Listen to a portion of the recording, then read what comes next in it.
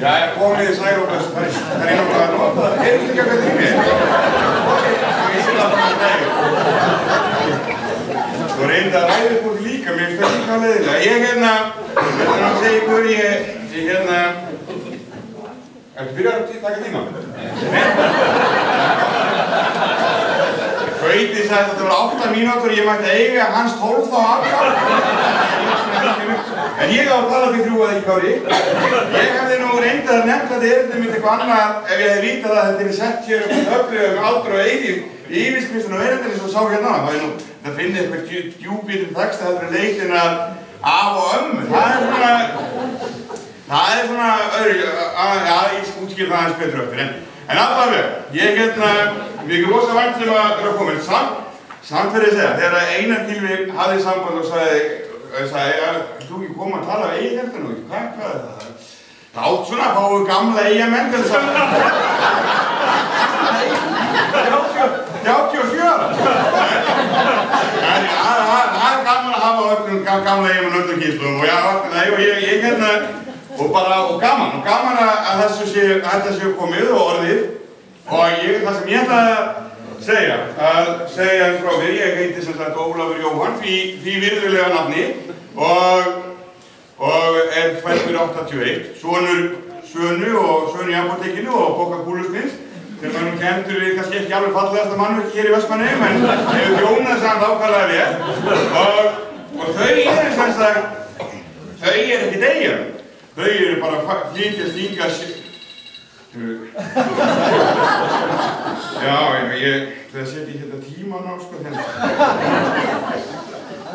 þetta niðurtalningu, nú ég búin að tala í 1 mínútu. Það sem ég ætla að segja, þau eru ekkert eiginmenn. Ég nú alltaf áhaldum yfir eiginmenn, þetta fættur hér og upp aðurinn og hvergi annars þar á tengst. En samt var það eitt sumar því ég vann á Herjólfi, þá voru gamlar kettlur sem voru að senda sér á æskuslóðir í Eyjum og ég heyrði að þær voru talað um það, þær hefðu ekki komið til Vestmannaeyja í hvað, 45 ára eða eitthvað og voru að semst að koma og gríðarlega spenntar og ég gaf mér svona aðeins að þeim og voru að spjalla og það er svo, jæja, ert þú Eyjamaður? Ég segi, já, ég er Vestmannaeyingur, já og hvað hétu nú amma þínu afi? Þeir voru ekki fædd í Eyjum. Jú, og kallar þú þig Eyjamaður það? Ég hef nú alltaf gert það, en það voru svona ákveðni gallar og maður fann það alveg í uppvöxtunum að maður væri ekki alveg innfæddur. Sem birtist helst í því að allir vinirnir, þeir voru farin til ömmu og afa og svona og ég átti eitthvað ömmu og afa og það var svolítið vont, þú veist, út af að maður heyrir alltaf svona eitthvað svona, já, ég er að fæða kostum til ömmu og eitthvað svona og ég fór ekki neitt nema bara einhver bróðir passaði mig, það var aldrei gaman. Svo þannig ég fór svona að leita ömmu og afa, eignast ömmu og afa í Vestmannaeyjum. Og það var nú ég var á leikskólanum Sóla og þar var hún Ester, hún var þar einhvers konar fórstöðukona held ég, eða allavega við þessum ráðum það næstu. Og Inga Magn, það var barnabarnið hennar, hún var þarna líka á ára yngri en ég. Og dóttir Magga og Sísía. Og hún kallaði það Eströmm og þetta var mér bara upplöft og gerði það bara líka. Kallaði og taldi þar með ég væri búin að leysa málið og Eströmm hún svaraði alltaf því kallaði, hún var alltaf straungrindar. En það sem var kannski verra var það að ég sá hann aldrei eftir 4, sko. Það var bara, maður var bara leystur og reyndir 4 og svo bara þess og mikið sá ég hann ekki. Þó hún byggin og þetta rétt hjá. Ég bjó þetta efrið það hérna á Ásavegi 5, þetta fyrstu 6 árin og hún bjó þetta niður Breiðabliksveg. Það var eitthvað að garðarnir næst í lágu saman.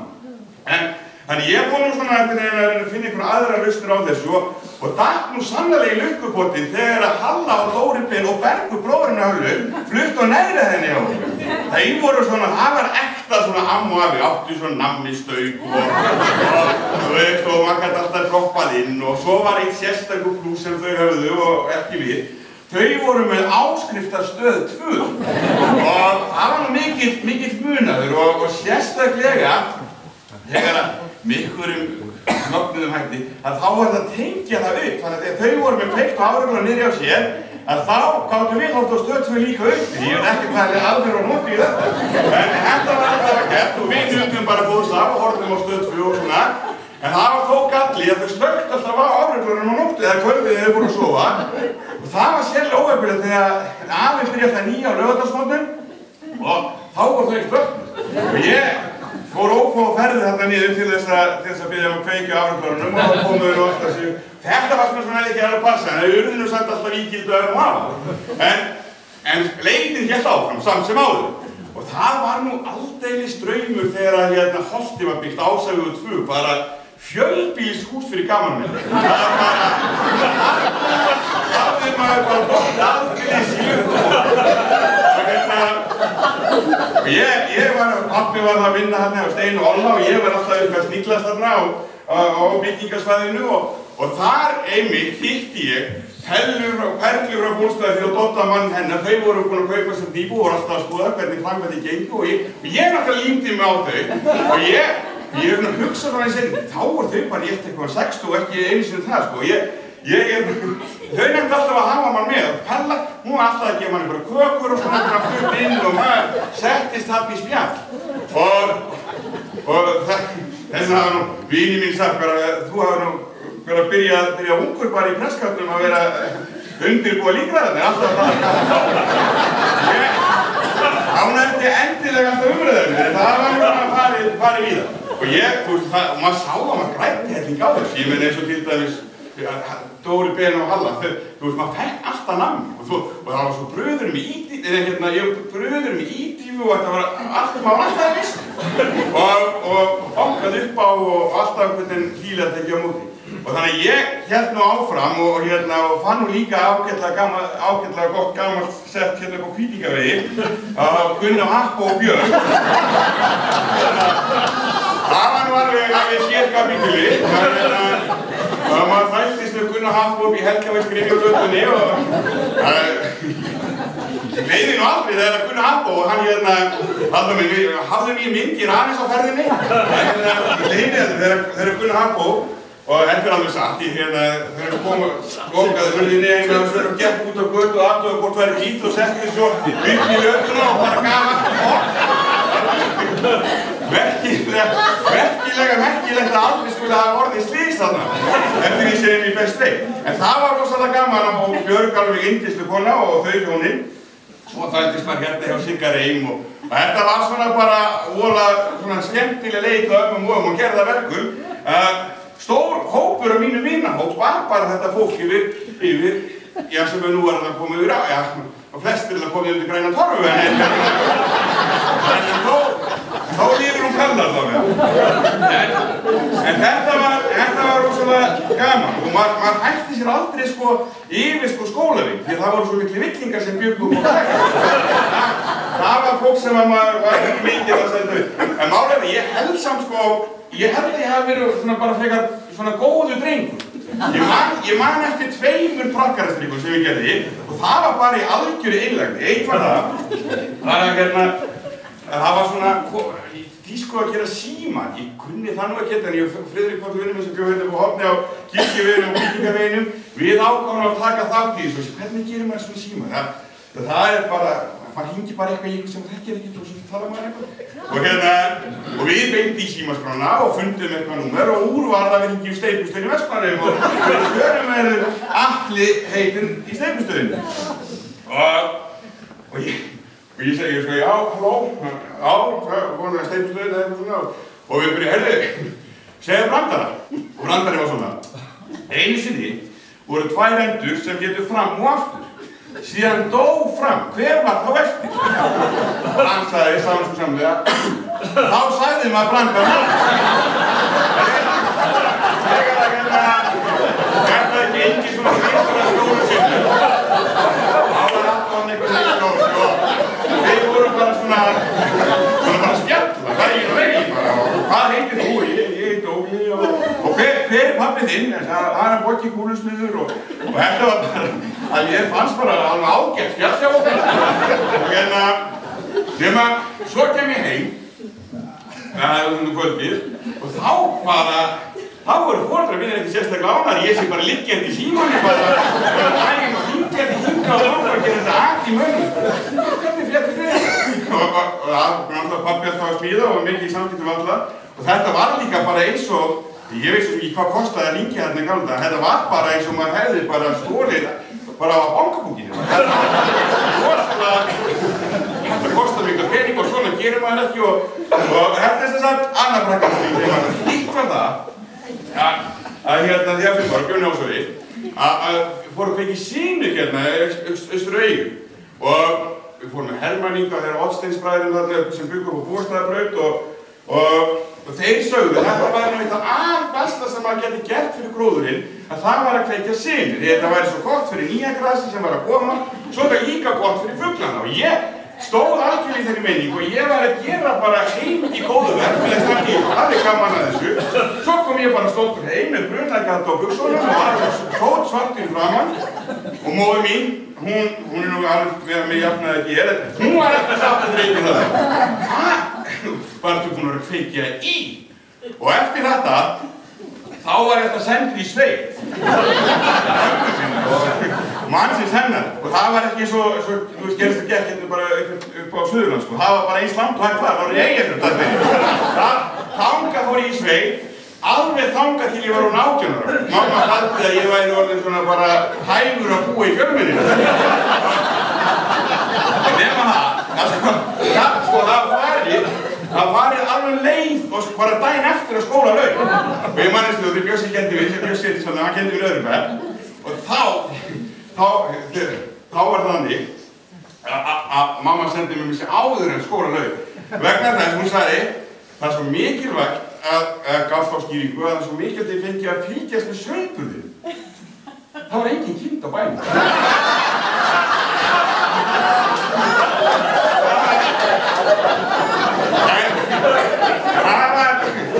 það var mjög gott þetta við sveitinu og hérna í staðinu sauðburð þá tók ég nú á móti fullt af kálfum og þetta var búa þetta var ferlega skemmtilegt sko og mjög lærdómsríkt að mér fannst og taldi nú að ég væri nú bara vel settur fyrir lífið bara og eiginlega til flestra verka hvort sem að og bara til dæmis þetta taka móti lífi í heiminn þetta er nú svona svipað hjá öllum og bara kálfurinn kemur hausinn undan og þetta allt saman og sér bara hvernig lífið virkar og ég get nú hægt nú góðu skólu þá þegar ég er sjálfur pabbi bara svona smá útundur já, þegar ég var það 2010 að þá segir ljósmóðurinn við okkur að það væri sniðugt að fara á svona fæðingarfræðslu námskeið þetta var að sjá svona hvernig það gerðist og ég segi nú aldrei slættur mig, ég þurfi ekki að því ég hef búin að taka á móti bara fleiri kálfum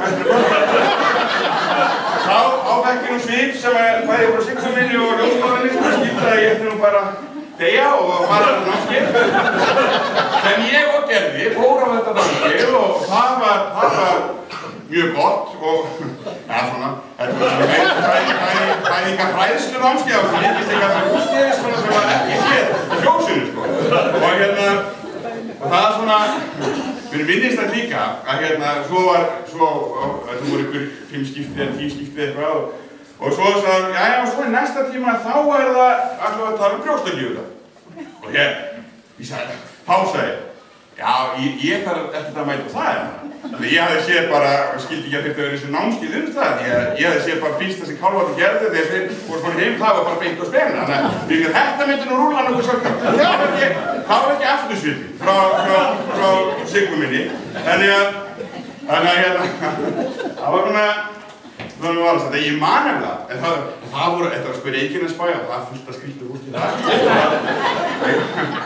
það hafði sko ein sem var alveg brjáluð svona brjálaður svona feminu maður fann það að hún var alveg rosalega hörð og gaf ítekun fyrir kallana sko sem voru þetta og sagði já og konur það er bara besta sem þið geti gert en það er það að á meðgöngunni að hreyfingu fara út að labba en fara þó varlega og bara taka bara góða svona göngutúra bara rölt ekki hlaup og ekkert svoleiðis og kallar það var nákvæmt að þið myndinu bara styðja á baki á konunum eitthvað og fara með og þá réttu einnig fættur ekki ég annar er það nokkuð mikið ofreynsla fyrir þær eða myndinu að draga fólkjör á eftir sér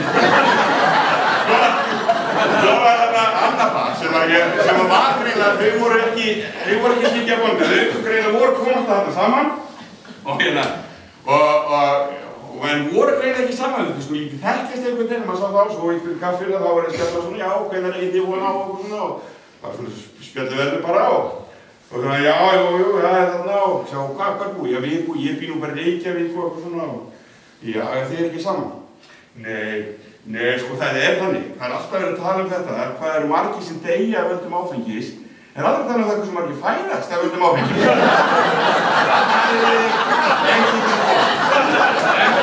En hvað sem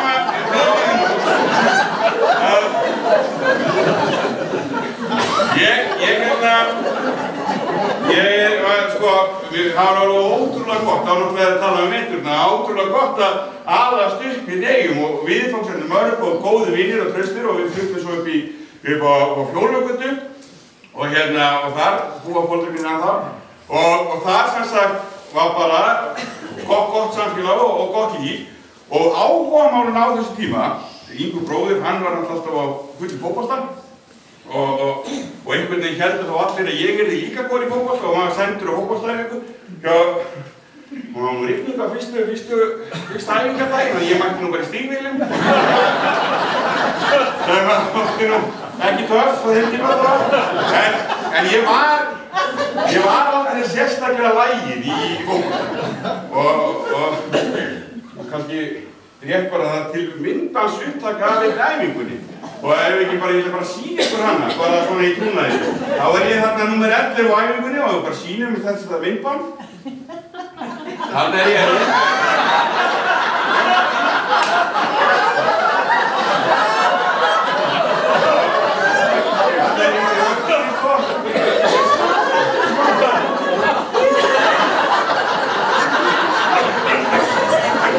Það var á bóttanlýsi, en hann einn tækning sko. Takk Íla.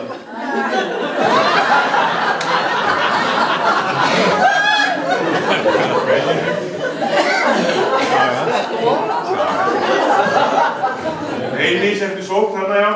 En þetta það var Rúksson að þjálfa og það var ekki greinir alveg nógu gott efni í stróknum. En ég samt sem áður, ég hafði mér samt alltaf sko, alltaf svona, þú veist, maður högti á þessar æfingar og svona og málið það að þegar að og æfið upp í 5. flokk með þessum árangri, við manum eftir líka að þegar einhvern veginn var lappað heim og lappað yfir malavöllin og þá var það leikur að byrja og framherja smástund og þegar að ég lappaði þarna þá kallar eitthvað, heyrðu, bróðan Sigvar, kanntu ekki fótbolta? Ég held það nú. Og þú vantar bara línu, getur þú ekki verið á línunni? Og ég vissi það var ekki mikið mál, bara sjá hvernig fótbolta út á og flagga það. Þannig að ég tók þetta hlutverk af mér. Þá vissi ég ekki að það væri til eitthvað sem heitir rángstöður eitthvað og ég hefði bara ábyrgð á því að gefa það til kynna. Þannig að ég gleymi því ég flaggaði samviskusamlega þegar boltinn fór út af, bara beint upp, ég vissi ekki hver áttan eða svoleiðis. Og svo gleymi því ekki þegar það í miðjum leik og boltinn inn á vellinum. Þá kallaði Grímur kokkur sem var að spila með framherjum, af hverju flaggar ekki drengur? Og ég boltinn inn á. Það var þessar rángstæðar.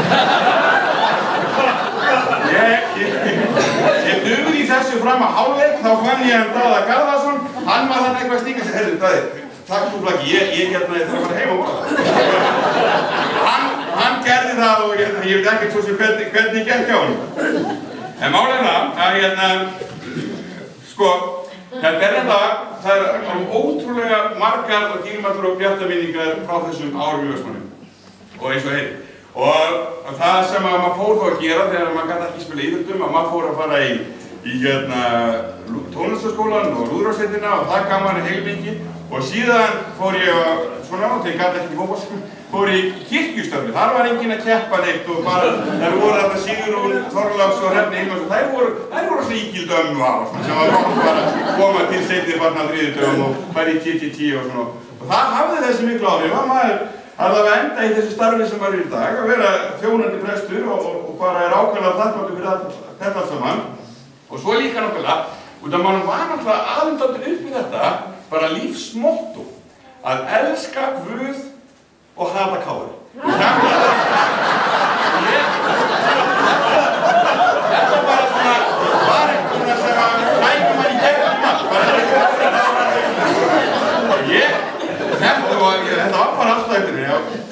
man ég einu sinni eftir því, bara það, og að lesa mokkan heima, bara ég veit ekki 15-16 ára gammal eitthvað, sé KR hafði ráðið sálfræðing til starfa og sálfræðingurinn Einar Gylfi Jónsson. Þessu, það verður hjálpa KR-ingur. Þetta var alveg einhverjum. En síðan mágum minn fyrirliði KR og ég að taka þetta saman í sátt og það gengur það bara ágætlega. Síðan ætla ég að segja hér fullt af sögum lögreglunni sem ég starfaði í 2 sumur eins og Gauti kom inn á, en þar sem að bæði þáverandi sýslumaður, yfirlögregluþjónn og aðalvarðstjóri Björn Steingrímsson hérna í salnum og það ástæðin og svona, þetta voru sögur allt þá sko, vissu af þessu greinilega og ég verða, bara að segja ykkur það bara í kaffinu og nefndi. Málið það að ég er nefnilega búinn að vera síðan að Gylfi hringdi og spurði hvort ég væri til í að koma og þá er ég búinn að vera að hugsa alltaf þessa sögu og svo nú í síðustu viku þá voru ég að æfa þetta reynsli og fyrir gamla fólki, það var svo gott og elleifur fór að segja það að ég verði röstanum og svo fór ég að segja þessa sögur allar og svo því að búinn há kom einn kall hvernig það, varst þú aldrei á sjón?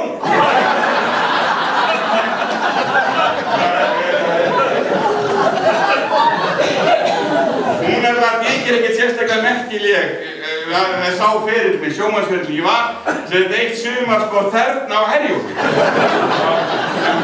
Það var bara mjög gaman. En ég man alltaf þegar Simmi Gísla, hann var þá stýrimaður og var að sjá sko lögskráningunna og svona og sagði, hvað hérna? Já, þá var það eitthvað, þetta búrhásitt og þetta allt svona títilli, hvað mann gerir með fólk. Ekki getum við kallað til herði. Hvað? Það er alltaf Karkís heitið. Það var ákom Kárlega þjótt bara. Nei, það var svona vinnum með sjokku. En þá fundum við sko Karkís heitið Þörn. Ólafur Jón Þörn á heitið. Það var mjög gott. En þetta er ásaka tíminn búinn. Já, 20 mínútur. Og með einu mínúti yfirbúrtar. Ólíkt sko þingmannum, þá virði ég tímamörk sem að ég er að gera. Það er ekki draugt í ós til að gefa. Það er samt sko, áttar ég að hérna, Gauti voru sátu saman í vélina og vorum farið yfir hvað við ætlum að segja og Gauti segðist alltaf verið 8 mínútur og lauk því náttúrulega svo þingmann gera nú yfir.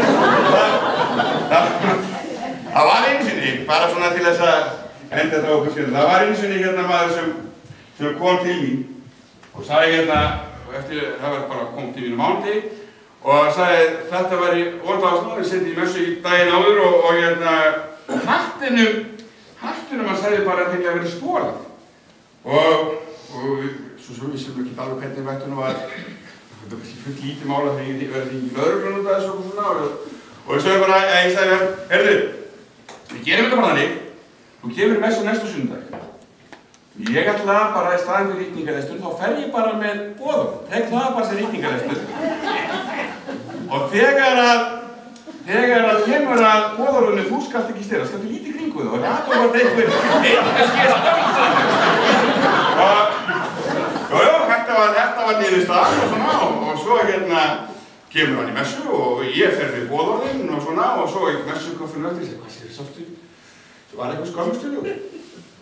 Þá heyrðist ekki, nei, ég nefnilega, þetta var alls að það, sko, því að þú sagði þetta, það má ekki dríja hól, þá myndi ég hvernig ég gleymt það þér.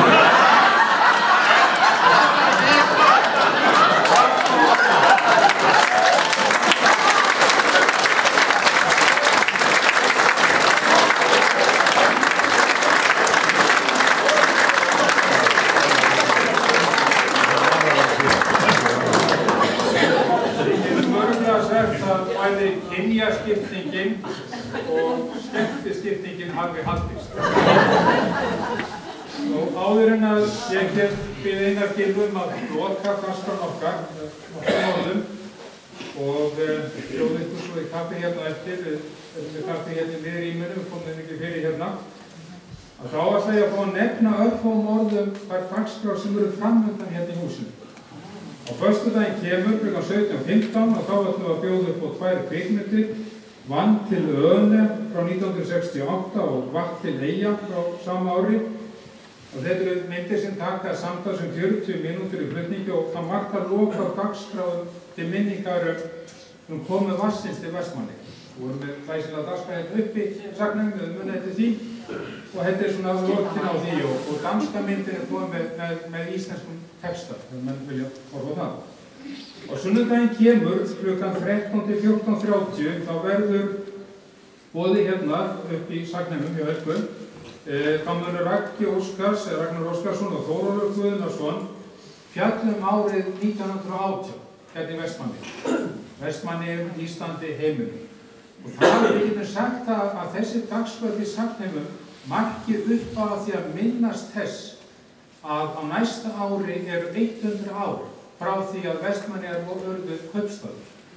Það er að segja, ég hvet ykkur til að koma á þessa dagskrá, ekki síður þessa dagskrá á sunnudeginum, vegna þess að þarna fáið þið svona að skynja, að átta ykkur á hvernig var lífið fyrir 100 árum, á þeim tíma þegar menn stóðu í þessu sporum að þorpið var að verða bæ.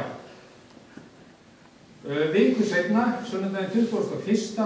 október, þá munum við minnast þess að Katla Gauss í október 1918 og hengja hérna upp köllumyndir Kjartans Guðmundssonar sem að Gunnar Júlíusson, sem að þið kannist nú við, búinn að fara höndum og svona hreinsa og eins fundum afskaplega fallega mynd eftir Gísla J. Jónsson sem hann tekur hérna úr Eyjum og sest í Kötlugosið, mynd sem að við sýnum hér, eða ljósmynd sem við sýnum hér. Og það er ætlunin að fá líka einstaklinga til þess að koma, Jarðfræðistofnun senda mann til þess að spjalla svona gosið og það standa vonir til þess að við tölum líka það hvaða váir framöndan gagnvart gosinu, ekki bara 1918, þetta er 2000 og XX þegar það gerist. En ég ætla að þakka fyrir mig og ég ætla að byrja Einar Gylfum að loka dagskránni og svo bjóðum við hérna á kaffi og við erum búin að opna hérna glugga aftur og við erum að spöru svo hérna. Takk fyrir.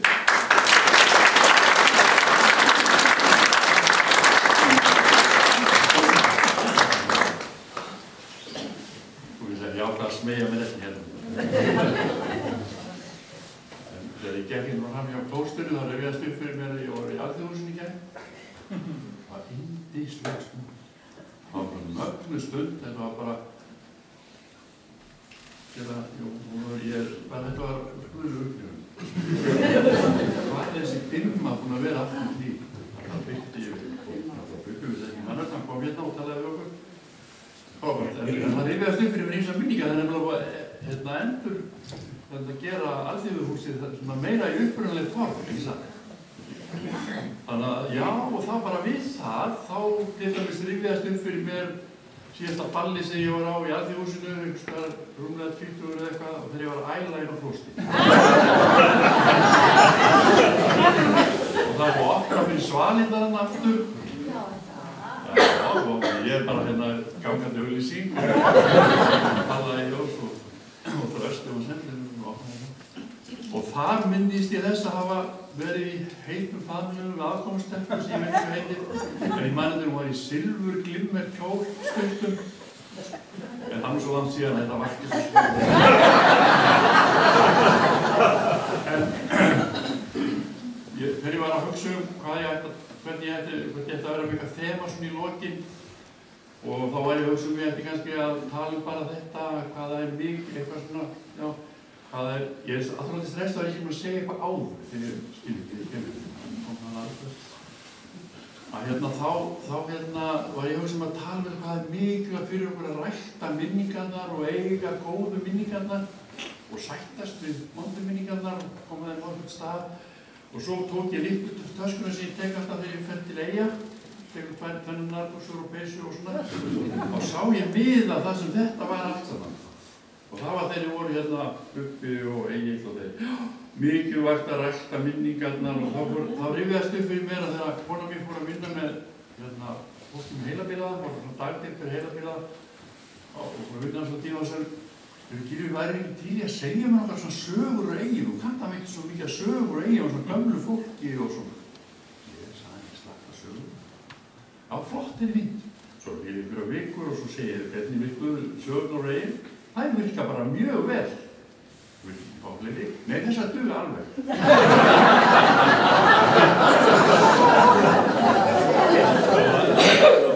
Eins og sagt er núna, maður væri soldið komin á þann aldur að maður orðið pínu gaman.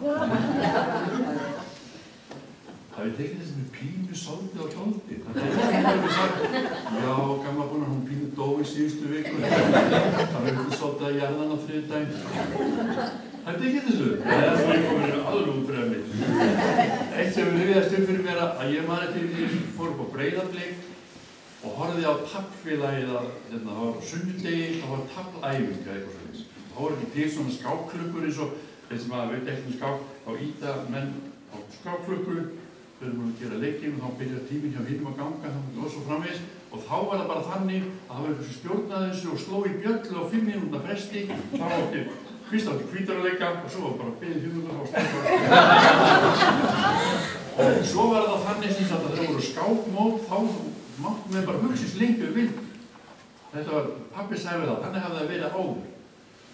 Og það var eins og 2 mjög öflugir skákmenn sem sátu lengi yfir skákinni og allar aðrar skáki voru búnar og þá segir hann að hvor eru hvít?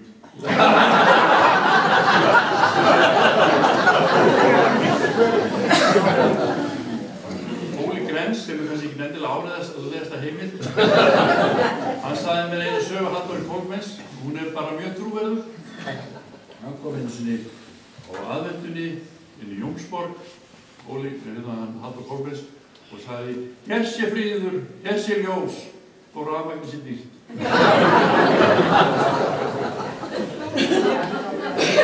Ég get nú ekki látið hjá líða að tala aðeins KR. Það hata allir KR nema þeir sem eru bara allir KR-ingar og KR-ingar eru náttúrulega bara léttfólk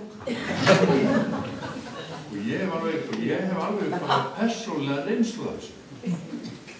Ég er tvígiftur inn í KR. Ég er tvígiftur inn í KR. Ég hef séð að mér þetta. Ég er að lifa og búa þarna ofan í KR-greninu bara núna í langan tíma. Fyrst öðrum meginn svo flutti ég hinum. Aðeins nær með þess. Og ég finn þetta alveg. Ég finn alveg hvernig grindafæriðinu þau var rakað og siðferðið er orðið bara mjög lélegt. Ég sé allt svona svart hvítt einhvern veginn. Þetta bara játningasamkoma hennar. Og ég minnist þess þegar að Simmi, tilrúðandi tengdasonur Helgu Arnórs og Davíð, sonur Helgu Arnórs, fóru með hann Örvar litla í fyrsta skipti á fótboltaleik og svo þegar hann kom heim og spurði mammans, hann Örvar litla, Örvar minn, við hvaða lið voru Eyjamenn að keppa? Helvíð KR-ingar.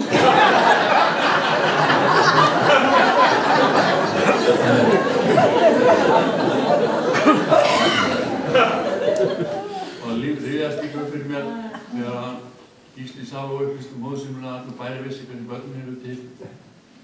Og lítill drengur til móðsyna og spurði hvað heitir það mamma þegar að fólk er svona annars sefur undir og hins sefur ofan? Og hún ákvað að verða, það heitir að elskast.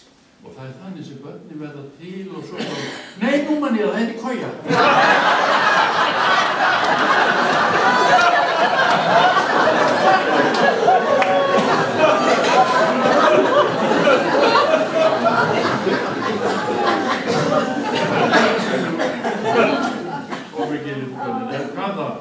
Það bara enda svo að þakka ykkur kærlega fyrir. Þakka ykkur sem komið hérna sögumenn fyrir að koma. Þetta er alltaf jafn yndislegt, þetta er alltaf jafn fjölbreytt og það, já, ég mun aldrei verða leiður á þessu. Það var komið þetta til eilífðar, Jón Kára. Nú, hvað segir það? Á þetta mér annað þegar þú varst að tala að sköpun, já, fyrsta ljóðið sem ég orti var svona í upphafi var orðið og orðið var hjá Guði, þetta er reyndarskólið. Orðið og orðið var hjá Guði, en nú orðið er orðið framorðið. Ég þakka Guði herrlega fyrir komið.